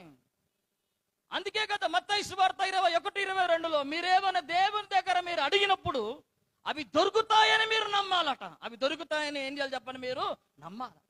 అవి దొరుకుతాయని మీరు నమ్మితే మీరు వాటిని ఏం చేస్తారు చెప్పండి? మీరు వాటిని పొందుకుంటారు. హెబ్రీయులకు రాసిన పత్రిక 11వ అధ్యాయం 6వ వచన భాగంలో విశ్వాసము లేకుండా దేవునికి ఇష్టుడయ్యుండుట అసాధ్యం. ఆయన ఉన్నాడనియు ఆయన యొద్దకొచ్చు వారికి ఆయన ఫలము దయచేయగల వాడవలనను నమ్మాలట అని రాయబడతాం. చదవండి అక్కడ హెబ్రీయులకు రాసిన పత్రిక 11వ అధ్యాయం 6వ వచనం. విశ్వాసం లేకుండా దేవునికి ఇష్టడైనట అసాధ్యము. దేవుని యొద్దకు వచ్చువాడు ఆయన ఉన్నాడనియు తను వెదుకు వారికి ఫలము దయచేయువాడనియు నమ్మవలెను. ఏం చేయాలి చెప్పండి? నువ్వు నమ్మాలా, ఫేత్ ఉండాలా, విశ్వాసం ఉండాలా. ఎప్పుడు చెబుతుంటాను, విశ్వాసం అసాధ్యమైన వాటిని చూస్తుంది, అదృశ్యమైన వాటిని చూస్తుంది విశ్వాసం. నమ్మశక్యం కాని వాటిని నమ్ముతుంది విశ్వాసం. అసాధ్యమైన వాటిని పొందుకుంటుంది విశ్వాసం. అది విశ్వాసంలో ఉన్న శక్తి, అది విశ్వాసంలో ఉన్న బలము. నా ప్రైవేట్లర్ విశ్వాసం ఉండాలా. ఏంటి చెప్పండి? విశ్వాసం ఉండాలా. ఒక ఆమె ప్రార్థన, ఒక ఆమె ఫోన్ చేసింది మొన్న ఒక 3 నెలల క్రితం. అయ్యగారండి మా బర్రెకి పాలు రావట్లేదు అయ్యగారండి అని అన్నది. ఏమన్నా చెప్పండి? బర్రెకి ఏం రావట్లేదు చెప్పండి? ఆవుకి పాలు రావట్లేదు అయ్యగారండి అన్నది. సరే ప్రార్థన చేద్దాంలేండి అయ్యగారు అని అన్నాను నేను. అయితే అవునా అయ్యగారండి ప్రార్థన చేస్తారు అనుకోని ఫోన్ తీసుకుపోయి ఎక్కడ పెట్టింది తెలుసా? ఎక్కడ పెట్టింది చెప్పండి? బర్రె చెవు దగ్గర పెట్టినాను అయ్యగారు ప్రార్థన చేయండి అని అన్నదామా. నీకు అమ్మ విశ్వాసం ఉన్నది, బర్రెకా అమ్మ అని చెప్పిన నేను. నాకే అయ్యగారండి విశ్వాసం ఉన్నది అన్నది. మరి నీ విశ్వాసాన్ని బట్టి దేవుని కార్యం చేస్తాడు. కానీ ఆ బర్రె చెవు దగ్గర ఫోన్ ది తల్లి, నీకు దండం, నీ విశ్వాసానికి దండం. చెవు నీ దగ్గర పెట్టుకో, ఫోన్ నీ దగ్గర పెట్టుకో, నీ చేయి తీసి బర్రె మీద పెట్టు. ఇప్పుడు చేయి ప్రార్థన, నేను చేస్తా ఉంటా ప్రార్థన. యేసు నామములో ప్రభా, ఈ పాలు ఇవ్వకోకుండా ఏ ఆటంకం అయితే పని చేస్తా ఉందో, 1000 రూపాయలు పెట్టి కొనుక్కున్నా ఈ బర్రె, ఈ ఆవు పాలు ఇవ్వకుండా ఏ ఆటంకం అయితే పని చేస్తా ఉందో, ప్రార్థన చేస్తా ఉన్న విశ్వాస సహితమైన ప్రార్థన అద్భుత కార్యాలు చేస్తుంది. కాబట్టి నాతో పాటు ఈ ప్రార్థనలు ఏకమిస్తున్న ఈ సహోదరి విశ్వాసాన్ని బట్టి యేసు నామములో నీ కార్యం జరుగునుగా కానీ ప్రార్థన చేసిన ఆ సాయంకాలం నుండి అది పాలు ఇవ్వటం ప్రారంభించింది. దేవునికి స్తోత్రం చెప్పండి. హల్లెలూయా. కొంతమందికి ప్రార్థన చేయండి అని అంటే, అయ్యగారండి మా ఇంట్లో చీకటి కనబడుతుంది ప్రార్థన చేయండి అన్నది ఒక ఆమె. ప్రార్థన చేయమంటే ఆమె చెవు దగ్గర పెడుతుందని నేను అనుకున్న. ఆమె విశ్వాసం చల్లకుండా గదిలోకి దిప్పుతుంది నా ఫోన్ మొత్తం. వంట గదిలో స్టార్ట్ చేసింది ఫోను, హాల్లోకి దిప్పుతా ఉంది. నేను చెవు దగ్గర పెట్టుకుందాం నేను అనుకుంటాను. నాకేం తెలుసు వీడియో కాల్ ఏం చేసింది. వంటగదిలో దిప్పుతోంది ఫోన్. ఇక ఆమెను అంటదంటే చూడదు. ఇక ఆమెను ఎప్పుడు అంటదా నేను చూస్తాను. ఆ గది అయిపోయింది, ఈ గది అయిపోయింది, అన్ని తిరిగింది. మొత్తం గది మొత్తం తిరుగుతా ఉంది. ఒక్క దగ్గరుండి నీకు ప్రార్థన చేస్తా అంటున్నప్పుడు విశ్వాసంతో అక్కడే ఉండి ఏకీవించరాదు. ఆ విశ్వాసం అంటే ఆ గదిలో ఉన్నది, ఈ బెడ్ దగ్గర ఒక దయ్యం ఉన్నది, ఇక్కడే ప్రార్థన చేయాల. గేటు దగ్గర మొత్తం నేను 5 నిమిషాల్లో నేను ప్రార్థన చేస్తా అన్నా, ఇల్లు మొత్తం చుట్టూ వచ్చేసింది. చివరికి ఆమెనని చెప్పి కొంతమంది విశ్వాసం, అలాంటి విశ్వాసాలు. ఒక ఆమె ప్రార్థన చేస్తా ఉంది. ఇంటి ముందే పెద్ద చెట్టు. ప్రతిరోజు ఆ చెట్టు మీద నుండి ఏమైపోతున్నా చెప్పండి, ఆకులు ఒకటే పొద్దున్న నుండి సాయంత్రం దాకా. ఊడిసే కల్లా, పొద్దున్న లేసే కల్లా ఇంత కుప్ప ఆకులు ఊడవలేకపోతోంది. ముసలాడు అయిపోయింది. పొద్దున్న లేసే కల్లా మళ్ళా ఆకులన్నీ పడిపోతూనే ఉన్నాయి. ఎక్కడో ఒక అయ్యగారు చెప్పిండంట, నీవు చూసి కొండను చూసి ఇక్కడి నుండి అక్కడికి వెళ్ళమని చెప్పగానే అది కొండ అయినా బండ అయినా అది చెట్టు అయినా పుట్టైనా ఏదైనా పోయిద్దని చెప్పినాడట. ఈమెకు ఎక్కడ లేని విశ్వాసం వచ్చింది. రాత్రి పోయి పొద్దున్న లేసే కల్లా ఈ చెట్టు కనపడకుండా ఉండును గాక అన్నదట. ఏమన్నా చెప్పండి, కొంతమంది విశ్వాసం మామూలుగా ఉండదు. ఈ చెట్టు పొద్దున్న నుండి లేసే కల్లా చెట్లు ఈ కనపడుకోకుండా ఇది ఉండిపోవును గాక అన్నాడట. పొద్దున్న లేసే కల్లా అంతకంటే ఎప్పుడు పడినది దానికంటే ఎక్కువ ఆకులు పడ్డాయట. ఆకులు పడి ఇక చీపిరి కట్ట పెట్టి ఇక నడుముకి చీర దోపి ఇక ఉడుతుందట. ఇక ఊడ్చుకుంటూ ఏమంటుందంటే, నాకు ముందే తెలిసి చెట్టు పోదా అన్నదట. దేవునికి స్తోత్రం చెప్పంటారు. ఏమంట చెప్పండి, నాకు ముందే తెలిసి చెట్టు. కొంతమంది విశ్వాసం ఇట్లాంటి విశ్వాసం. దేవుని కార్యాన్ని జరగాలంటే ఈ కుష్ఠరోగి అన్న మాటలు ఒక లైన్లో మనం చదువుతాం, కానీ నీవు చేయగలవని అంటావు అన్నాడు. దేవునికి స్తోత్రం చెప్పండి. హల్లెలూయా. ఈ అద్భుతాన్ని చేయగలవయ్యా, నా భర్తను మార్చగలవయ్యా, ఉద్యోగాన్ని ఇవ్వగలవయ్యా, సమస్యలు తీర్చగలవయ్యా, కుటుంబాన్ని కట్టగలవయ్యా, కన్నీరు తుడవగలవయ్యా, జీవితాలని బాగు చేయగలవయ్యా, మోడు బారిపోయిన మా బ్రతుకులని చిగిరింప చేయగలవయ్యా అని పలికే ప్రార్థనలు రావాలండి. ఆ మాటలు రావాలా మన దగ్గర. చెయ్యగలవనే ప్రార్థన. నీకు సాధ్యమేయ్యా, ఇది అసాధ్యం కాదయ్యా అని విశ్వాసంతో పలికే మాటలు మన ప్రార్థనలో ఉండాలి అని చెబుతున్నాడు. ఈ 5వ పాటలో 6వ మాటలో చదవండి, 6వ అంశంలో చదవండి. అదే మార్కు సువార్త 1వ అధ్యాయం 40వ వచనంలో. ఒక కుష్ఠరోగి ఆయన యుద్ధకు వచ్చి ఆయన ఎదుట మోకాళ్ళుని, నీకు ఇష్టమైతే నన్ను శుద్ధినిగా చేయగలవని ఆయనతో చెప్పి దేవునికి స్తోత్రం చెప్పండి. హల్లెలూయా. ఎవరికి చెప్పండి? దేవునికి చెప్పుకుంటున్నాడు. దేవునికి చెప్పుకుంటున్న ప్రార్థన ఇది. సమీపించుచున్న ప్రార్థన ఇది. రెండవదిగా తగ్గించుకుంటూ దీన మనసుతో చేస్తున్న ప్రార్థన ఇది. 4వదిగా ఏం ప్రార్థన చెప్పండి? ఇది విధేయతతో దేవుని చిత్తానికి అప్పగించుకుంటున్న ప్రార్థన ఇది.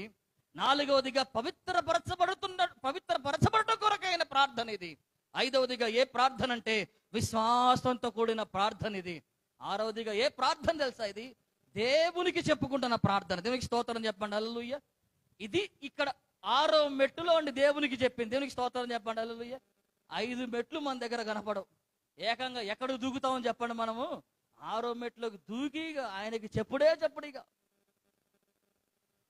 ఇక ఎంతంటే ఇక దేవునికి పాపం అబ్రహాం చెప్పి ఇక దేవుడు చలించి అబ్రహాంని విడిచిపెట్టిపోయినట్టుగా మనల్ని వదిలేసిపోయేదాకా చెప్తాం. ఇక దేవునికి చెప్పుకున్నాడు. ఎవరికి చెప్పుకున్నారు చెప్పండి?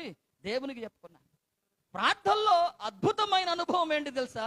దేవునికి చెప్పుకోవటం. దేవునికి స్తోత్రం చెప్పండి. హల్లెలూయా. మనం ఊరు మొత్తం చెబుతాం ముందు. ఎక్కడ చెప్తాం చెప్పండి? మనం ఊరు మొత్తం చెప్పిన తర్వాత, ఊరంతా చెప్పిన తర్వాత, ఊరుకు మొత్తం తెలియజేసిన తర్వాత, ఇరుగు పొరుగు వాళ్ళందరికీ తెలియజేసిన తర్వాత అప్పుడు వచ్చి నువ్వు దేవునికి చెబుతావు. నీ అవసరత గురించి, నీ అక్కరు గురించి, నీ సమస్య గురించి, నీ బాధ గురించి, నీ కష్టాన్ని గురించి, నీ నష్టాన్ని గురించి నువ్వు అప్పుడు చెప్తావు. అందరికీ చెప్పుకున్న తర్వాత కాదు, దేవునికి చెప్పే దేవునికే ముందు చెప్పాలి. దేవునికి స్తోత్రం చెప్పండి. హల్లెలూయా. అది మనకు నేర్పుతున్న పాఠం ఇది. మనుషులకు చెప్తే ఏం చేయరు. ఏ మనిషి ఎవరు ఏం చేయలేరండి. ఏ వ్యక్తి కన్నీరు తుడవడు, ఏ వ్యక్తి నీకు సహాయం చేయడు, ఏ వ్యక్తి నిన్ను పట్టించుకోడు, ఏ వ్యక్తి నిన్ను ఆదరించడు, ఏ వ్యక్తి నీకు సహాయపడలేడు. కానీ అది తెలిసిన ఈ కుష్ఠరోగి ఎంతో మందికి చెప్పుకొని ఉండొచ్చు. తన జీవితంలో తన పరిస్థితి చెప్పుకొని ఉండొచ్చు, తన రోగాన్ని చెప్పుకుండొచ్చు, తన కష్టాన్ని చెప్పుకొని ఉండొచ్చు, తన బాధ చెప్పుకుండొచ్చు. ఇప్పుడు ఎక్కడికి వచ్చి చెప్పాడు తెలుసా? నన్ను శుద్ధినిగా చేయగలవని ఆయనతో చెప్తా ఉన్నాడు. దేవునికి స్తోత్రం చెప్పండి. హల్లెలూయా. ప్రభునామానికి మహిమ చెప్పండి. హల్లెలూయా. మీ అందరికీ తెలిసిందే, కనాను వివాహంలో యోహాను సువార్త 2వ అధ్యాయం 2వ వచనంలో యేసుక్రీస్తు ప్రభు ఆయన శిష్యులు అక్కడికి ఆహ్వానింపబడినప్పుడు అక్కడ ద్రాక్షారసం అయిపోయినప్పుడు దేవుని లేఖన భాగంలో మీరు చదవండి. యోహాను సువార్త 2వ అధ్యాయం 2వ వచన భాగంలో మీరు చదవండి. యేసు తల్లి అక్కడ ఉండెను. యేసును ఆయన శిష్యులను ఆ వివాహమునకు పిలువబడిరి. ద్రాక్షారసం అయిపోయినప్పుడు యేసు తల్లి వారికి ద్రాక్షారసం లేదని ఆయనతో చెప్పగా, వారికి ద్రాక్షారసం అయిపోయినదని ఎవరికి చెప్పింది చెప్పండి? యేసయ్యకి చెప్తాను. చూడండి అద్భుతం ఎందుకు జరిగింది. 6 రాతి పానల్లో నీళ్లు నింపి నీళ్లు ద్రాక్షారసంగా మారడానికి గల అద్భుతం ఎప్పుడు జరిగింది తెలుసా? అది యేసయ్యకి చెప్పినప్పుడు. దేవునికి స్తోత్రం చెప్పండి. హల్లెలూయా. అది యేసయ్యకి తెలియజేసినప్పుడు. కుష్ఠరోగం ఎప్పుడు శుద్ధుడైంది తెలుసా? యేసయ్యకి చెప్పుకున్నప్పుడు. ద్రాక్షారసం ఎప్పుడు, నీళ్లు ద్రాక్షారసంగా ఎప్పుడు మారాయి తెలుసా? యేసయ్యకి చెప్పుకున్నప్పుడు. యోహాను సువార్త 11వ అధ్యాయం 39వ వచనంలో లాజరు ఎప్పుడు లేచాడు తెలుసా? లాజరు ఎప్పుడు లేచాడు? చదవండి. యోహాను సువార్త 11వ అధ్యాయం 39వ వచనంలో యేసు రాయి తీసివేయుడని చెప్పగా, చనిపోయిన వాని సహోదరి అయిన మార్త, ప్రభువా అతడు చనిపోయి 4 దినములైనదని గనుక ఇప్పటికీ వాసన కొట్టునని ఆయనతో చెప్పాను. ఆయనతో ఏంటి చెప్పండి? యేసయ్యకి చెబుతూ ఉంటాంది, ఆయనకి చెబుతాను. చూడండి అయ్యా, వాడు చనిపోయి 4 రోజులు అయిపోయిందయ్యా. ఇప్పుడు వారు వాసన కొడుతూ ఉంటాడయ్యా. ఆ రాయి తీయండి అయ్యా అని దేవుడు అంటున్నప్పుడు ఆయనకు చెబుతూ ఉంది, లాజరు సహోదరి వాసన కొడుతూ ఉన్నాడయ్యా. యేసయ్యకి చెప్పినప్పుడు కూడా అది ఎంత చేయి దాటిపోయిందో, యేసయ్యకి చెప్పినప్పుడు అంత అద్భుతము జరిగింది. దేనికి స్తోత్రం చెప్పండి. హల్లెలూయా. మీ జీవితాల్లో అద్భుతాలు మీరు చూడాలంటే, మీ ప్రార్థనలో అసాధ్యమైన వాటిని మీరు పొందాలంటే, ఒక సేవకునిగా నేను మీకు చెప్పే విషయం ఏంటంటే, ఆయనకి చెప్పటాన్ని నేర్చుకోండి. దీనికి స్తోత్రం చెప్పండి. హల్లెలూయా. ఆయనకి చెప్పినప్పుడు ఆ రాయి తీయబడ్డప్పుడు ఏమైపోయింది చెప్పండి? లాజర్ ఏమైపోయాడు చెప్పండి? చనిపోయిన లాజర్ బ్రతికి వచ్చాడు. ఆయనకి చెప్పుకోవటం ప్రార్థనలో మనం చూస్తున్న అద్భుతమైన అంశం. 7వ అంశం ఏంటంటే, మార్కు సువార్త 1వ అధ్యాయం 40వ వచనంలో మనం చదివితే చివరి లైన్ లో చదవండి. ఆయనతో చెప్పి ఆయనను వేడుకొనగా వేడుకుంటున్న ప్రార్థన ఇది. వేడుకుంటున్న ప్రార్థనగా ఆ ప్రార్థన మనకు కనపడుతోంది. వేడుకోవాల ప్రార్థనలో. లూకా సువార్త 7వ అధ్యాయం 3వ వచనాన్ని చదవండి త్వరగా. శతాధిపతి యేసును గురించి విని ఆయన వచ్చి తన దాసుని స్వస్థపరచవలెనని ఆయనని వేడుకొనుటకు. దేనికి స్తోత్రం చెప్పండి. హల్లెలూయా. వేడుకొనుటున్న ప్రార్థన. ప్రార్థనలో వేడుకోవాలని ప్రియబిడ్డలారా, వేడుకుంటున్న అనుభవం మన ప్రార్థనలో కనపడాలా. ఎజ్రా గ్రంథం 8వ అధ్యాయం 21వ వచనంలో, 2వ దినవృత్తాంతాల గ్రంథం 20వ అధ్యాయం 4వ వచన భాగాల్లో మీరు చదివితే, అప్పుడు దేవుని సన్నిధిని మమ్మను మేము దుఃఖపరచుకొని మాకును మా చిన్నవారికిని మా ఆస్తికిని శుభ ప్రయాణము కలుగునట్లుగా ఆయనను వేడుకొనుటకు అహావా నది దగ్గరికి వెళ్ళారు ఉపవాసంతో. వేడుకోవాల ప్రార్థనలో. 2వ దినవృత్తాంతాల గ్రంథం 20వ అధ్యాయం 4వ వచన భాగాల్లో మీరు చదవండి.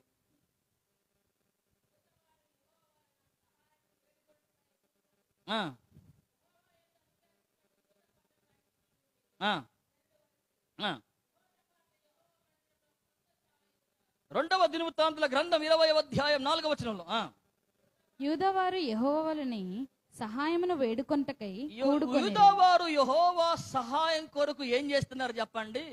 వేడుకుంటున్నారు. ఏం చేస్తే అండి యెహోషాపాతు సర్వ సైన్యం అంతా యుద్ధంలో గెలిచింది? ఏం చేస్తున్నప్పుడు గెలిచారని మీరు చదివితే, వచనంలో చదువుతున్నాము కదా, వాళ్ళు యెహోవాను ఏం చేశారు చెప్పండి? ఆయన వేడుకున్నారు. అందుకే యెషయా గ్రంథం 55వ అధ్యాయం 6వ వచనంలో కింద లైన్లో, ఆయన సమీపముగా ఉండగానే ఆయనని ఏం చేయాలి చెప్పండి? మనము వేడుకోవాలి. వేడుకుంటున్న అనుభవాలు ప్రార్థనలో మనకు ఎక్కువగా కనపడలే. వేడుకుంటున్నాడు, రిక్వెస్ట్ చేస్తా ఉన్నాడు. అయ్యా నీకు ఇష్టమైతే నన్ను శుద్ధుడిగా చేయగలవని ఆయనతో చెప్పి ఆయనని వేడుకున్నాడు. దేవునికి స్తోత్రం చెప్పండి. హల్లెలూయా. మన ప్రార్థన సమీపించుట అనే అనుభవంలో మొదలయ్యి వేడుకుంటున్న అనుభవంలో మన ప్రార్థనలు ఉండాలి. దేవునికి స్తోత్రం చెప్పండి. హల్లెలూయా. కొంతమంది రిక్వెస్ట్ అసలు ప్రార్థనలో ఉండదు. దేవునికి స్తోత్రం చెప్పండి. హల్లెలూయా. డిమాండ్ కమాండ్లే. దేవునికి స్తోత్రం చెప్పండి. హల్లెలూయా. అది జరుగునుగాక, అది సంభవించునుగాక, అది వెళ్ళిపోవునుగాక. ఆర్డర్లే. డిమాండ్ అంటే ఇక నీ పనోడు యేసయ్య, నువ్వు చెప్పగానే ఆయన వెళ్ళిపోయి పాపం పని చేయాలా? అది ఇక వేడుకోవటం అనేది, రిక్వెస్ట్ అనేది అసలు మన ప్రార్థనలో ఎప్పుడు కూడా ఎన్నడూ వేడుకుని తగ్గించుకుని నువ్వు దీన్ని చేయవయ్యా అని ఒక ప్లీజింగ్ వేలో దేవుని అడిగే ప్రార్థనలు ఎప్పుడు ఉండట్లే మన ప్రార్థనలో. మన ప్రార్థనలు అన్నీ డిమాండ్స్ ఏంటి చెప్పండి? కమాండ్సే. ఇక నువ్వు డిమాండ్ వేస్తే, నువ్వు కమాండ్ వేస్తే పాపం ఆయన దేవదూతల సమూహం అంతా నీ కొరకు సిద్ధం కాచుకొని ఉండాలి. ఇక నా కొడుకు పాపం, నా బిడ్డ మోకాళ్ళ మీద వచ్చి ఆయన డిమాండ్ చేయగానే వెళ్ళిపోవటానికి పాపం ఉన్నారేమో దేవదూతలు. అట్లుంటున్నారు చాలా మంది ఈ రోజుల్లో. కానీ ప్రార్థనలో ఎప్పుడు కూడా మన కమాండ్ డిమాండ్ మన ప్రార్థనలో ఎన్నడూ ఉండకూడదండి. ఎప్పుడు మన ప్రార్థనలో వేడుకునే అనుభవమే ఉండాలి. ఆమేన్. నువ్వెంత దేవుని దగ్గర తగ్గించుకొని ఎంత వేడుకుంటావో అంత దీవెనలో చూస్తావు. దేనికి స్తోత్రం చెప్పండి. హల్లెలూయా. వేడుకోవాలో మన ప్రార్థన విషయంలో వేడుకోవాలి. దేని గురించి వేడుకోవాలి? నీకేం కావాలో వేడుకో. ఏ సమస్య ఉందో, ఏ కష్టం ఉందో, ఏ కన్నీరుందో, ఏ బాధ ఉందో, ఏ ప్రతికూలతలు గుండా నడిపించబడుతున్నావో దేవుని దగ్గర వేడుకో, అయ్యా తప్పించని వేడుకో, విడిపించని వేడుకో, పరిష్కరించని వేడుకో, అద్భుతం చేయమని వేడుకో, ఆశ్చర్యకార్యాన్ని జరిగించమని వేడుకో, నీ కార్యాన్ని జరిగించమని చెప్పి దేవుని దగ్గర ఏం చేయాలంటే మనం వేడుకోవాల. దేవుడు తన వినికిడిలో ఈ మాటలను దీవించును గాక. ఆమేన్. ఈ రోజున మన ప్రార్థనలో 7 అంశాలని గురించి మనం ధ్యానిస్తా ఉన్నాం. 7 అంశాలలో దేవుడి లేఖన భాగాల్లో మనతో మాట్లాడుతున్నాం. 7 అంశాలలో మోకాళ్ళ మీదకి వద్దాం. మహోన్నతుడ, మహాగణుడ యేసయ్య, ఈ రోజున ప్రభువా ఈ లేఖన భాగములో నుండి